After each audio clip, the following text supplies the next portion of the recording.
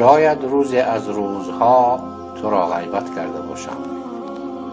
خواه ناخواه زبان در نفسی من و یا با جماعت به قصد و یا به اختیار می لغزد. امید دارم که مرا می بخشی اگر تو را غیبت کرده باشم.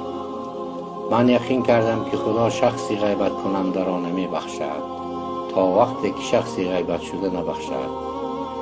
این نوار را به هر کسی که در روی خط من هست فرستادم. این نه به خاطر ضعف و بیچارگی من است، بلکه به خاطر ترس از خدایی که آسمان و زمین در اختیار اوست. اگر مرا بخشیده باشی با پیامک خبردار کن. این نوار یک دعوت برای یکدیگر را بخشیدن است. بیایید دلهایمان را از غیبت پاک سازیم. خواهش میکنم که مرا ببخشید، زیرا مرگ مفاجات زیاد شده است. خدا شاهد است که من تو را به خاطر خدا بخشیدم.